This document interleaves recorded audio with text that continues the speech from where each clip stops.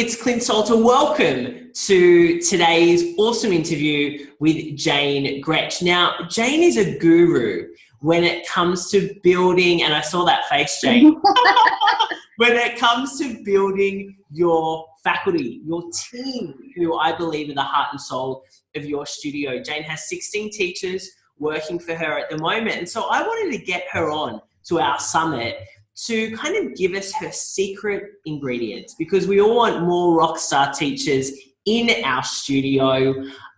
So why not bring on the woman that has the rockstar teachers? Hello, Jane. Good morning. How are you? Very well. Thank you for having me. Hey, awesome to chat with you. And we've spoken at events before, and you've been helping out lots of dance studio owners on, how to run their business more efficient and effectively.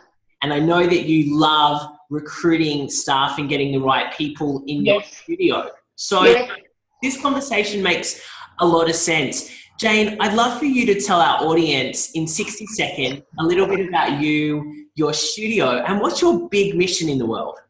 All right, thanks, Clint. Well, my studio is Jane Grech Dance Centre in Adelaide in South Australia. We're one of the biggest studios currently in the state.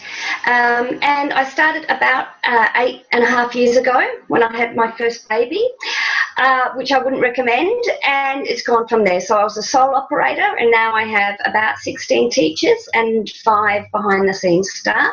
So we teach the whole range of genres, and it's just the best thing ever. I just love it. Every day I wake up and I feel really blessed.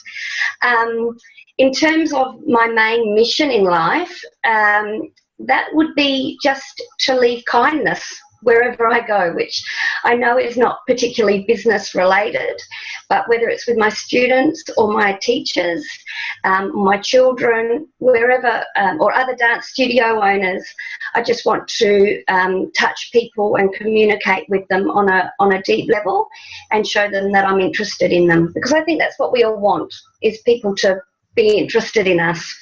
100% agree. And I think it's all about connection as well. Yeah. So if we can connect with more people, if we can give value to more people, kindness. I love that you said kindness. I was at an event a couple of weeks ago, and one of the big kind of takeaways from one of the speakers was we've got to be kind. We've got to be kind, yeah. Kind to each other. Yeah. There's no reason for us not to be. We've got to be kind, and we've got to be able to forgive. So I think that's a great takeaway before we've even started. There you go. Let's just be kind. Be kind, everyone, and that's the end of the interview. Yeah. Jane, I'd love for you to tell us a little bit about how you recruit for your teachers. First of all, what do you look for in a teacher? Yeah.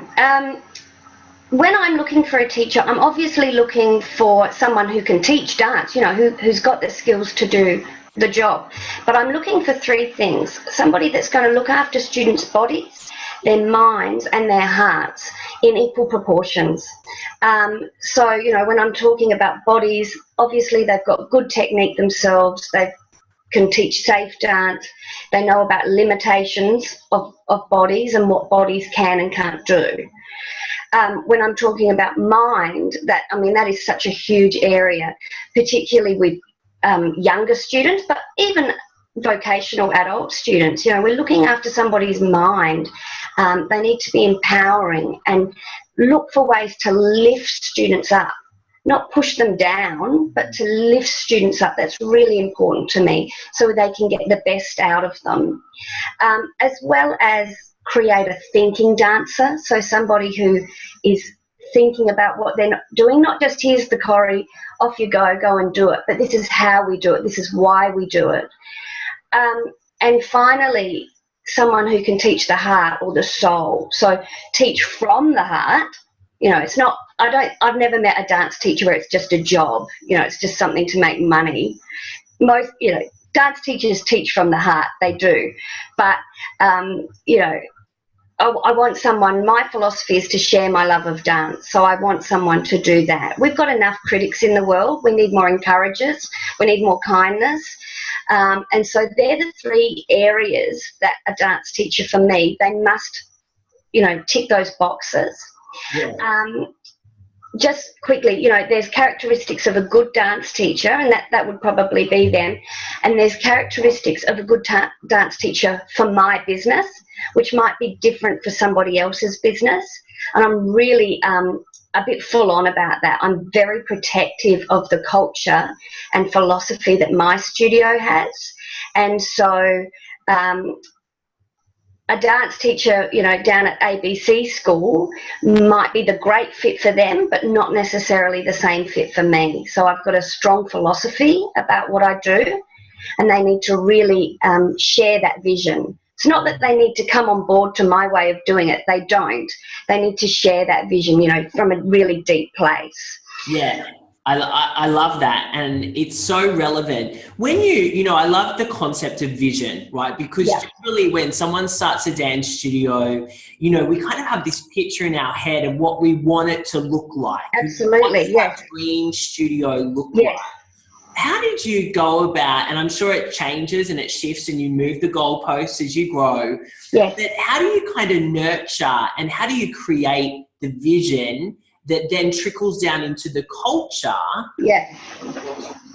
and with your teachers? Yeah, look, that is a huge part of my job now. And I think that's where sometimes maybe dance studios are going a little bit off the track, because they just have an expectation that everybody's going to follow the company line, and they're not, because humans are wonderful, unique individuals, and we all have a brain, and we all like to do things our own way. So there's a real focus in my organisation about our why.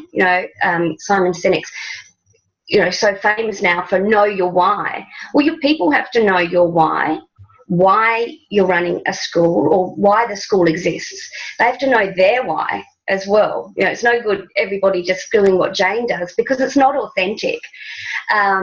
So we spend a lot of time talking about that in group training sessions, and I speak to my team every week via video as well, because we're not always in the same place, and talk to them about where I'm at and what my vision is, what we're focusing on. So it's not an accident that we're all heading towards the same way. It's a huge part of what my role as the director is. Yep.